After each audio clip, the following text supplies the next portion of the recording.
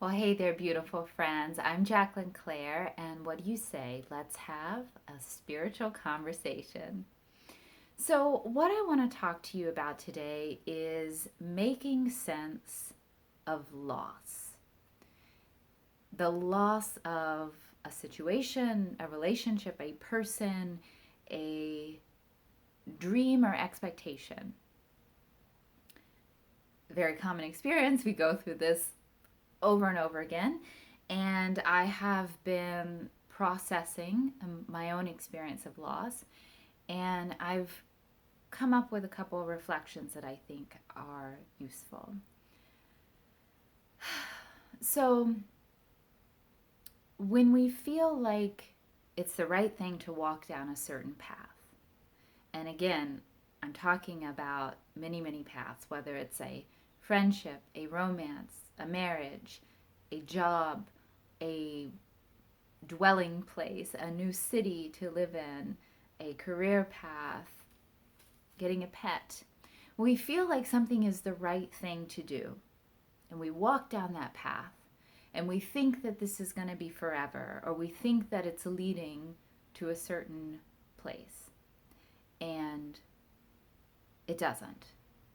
Things change, it falls apart, it ends, you get fired, the dog dies, the place burns down, or you are not happy and you realize this is the wrong job for you. And not only do you have to deal with the new reality and you have to deal with the transition, but you also have to deal with the loss of that spiritual, emotional investment of hope. And that's hard. Detachment, dealing with the loss of something we hoped for or thought was good. And then in my case, and you may relate to this, there's this big risk of cynicism, and it's a little extreme way to put it, but I'm going to use it, a loss of faith, either in the benevolence of God, the universe, and even in ourselves. When we're like, well, wait a second. I thought my signs were pretty clear. I thought this was the right path to walk down, and then it didn't work out. What's up with that? Do I distrust God? Do I distrust myself? Do I develop a crunchy orientation towards life? So there's all these like layers of things to deal with on top of just the experience of losing something, having to reorient our lives, whether we're no longer living with that person, having those conversations, or taking that dog for a walk, or etc., etc. So here are some of the thoughts that I have come to make peace with this. One, I love the idea that everything in life is a relationship. We have a relationship with our body, with our physical reality. We have a relationship with food. We have a relationship with nature. We have a relationship with our thoughts. We have a relationship with where we live, where we work, and then, of course, the people and loved ones in our lives. So everything in this life is, from some perspective, a relationship. And relationships are assignments. And sometimes it's an assignment that lasts forever, and sometimes it's not. That's kind of beside the point.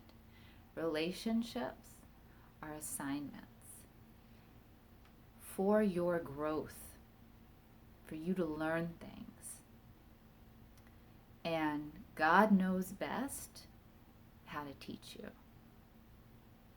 So when we feel like it's the right thing to walk down this path, to enter this romance, to accept this job, to move to this new city, and especially if those things, because I think this is the most challenging part, when those things are initiated in a spirit of real like hope and belief and enthusiasm, that feeling was put into our heart, not because God is cruel or we are fools, but that was God saying, yes, stop right here. This is your assignment for now. Right? Stop. There are lessons to be learned right here. Move through this experience.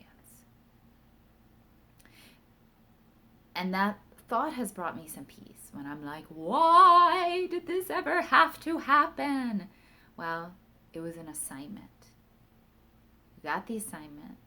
Cupid pulled the arrow, and you found yourself in this new path. And that was ordained. It was encouraged. It was a sign. You did the right thing. It wasn't an assignment that was meant to last forever. It got you where you needed to be, and it taught you what you needed to learn. And if we are going to create lives that are revolutionary, if we are going to create art, innovate, have amazing, undreamt of experiences of knowing certain souls or living in certain places or contributing to the world in certain ways, in my opinion and experience, the best of these are things that you could not have imagined. You may accomplish these things by aiming for great things, but I feel that the best results come in ways you never could have contrived or imagined or planned, because the world is constantly changing. And like, for example, 10 years ago podcasts existed, but it wasn't as simple as just a girl with no budget setting up where she could record something like this. I'm just like giving you an example. Like, the world has changed and created opportunities that when I was a child I couldn't have like planned exactly what I was going to do. And similarly, I'm sure you have found yourself contributing, living in amazing places, like things you couldn't have planned. So if God is going to lead us to that which the human mind has not conceived of yet, then I can see how these sort of crooked paths are needed, where it's, you get a sign that says go this way, and you're like, okay, cool, this is my path. And then there's like, stop, turn, go that way. Like, God has to use these signposts, these ruses, you could say, when things don't go the way you think they're going to go, to guide you through the wilderness of life to the big picture of what God has in mind. So that's another lesson of humility when we're making sense of loss, because I think if you really look at the experiences that came from this lost relationship, you will, one, see that you have indeed learned a lot and grown, and clearly this was the best way for you to learn it, because that's how it happened, and that it has dropped you off at a new place, a beautiful new place. And lastly, it's kind of that question of, is it better to have loved and lost than to have never have loved at all? And intellectually, I think we would all say yes, but then when we're actually in the midst of it, it's like, no, I was happier before any of this came and rocked my boat. I was happier before this job or this relationship or whatever, which may or may not be true. But like, when we're hurting, we're not usually real insightful. But I think if you take a really honest look one, you are a more fleshed out person from this experience. And also, you have seen sights, you have had experiences, you have met new people, you have had new ideas introduced that wouldn't have happened otherwise. Had you not moved to this place or accepted this job or procured this pet or entered into this relationship, there are rich experiences kind of peripheral to that one impetus that you wouldn't have had otherwise. And again, I'm not saying it's easy, because when we're hurting, we're like, screw everything. But I have found that these thoughts have helped me, and they might help you. Everything in life is a relationship. Relationships are assignments. God is guiding us to that which the mind hath not conceived, and that it has contributed to the richness of our overall experience, which is all for the purpose, as is everything, of turning us in to the fuller, more wise and compassionate, beautiful human beings than we would have been otherwise. And that's the purpose of our lives. So I'm going to leave you with that today. Making sense of loss.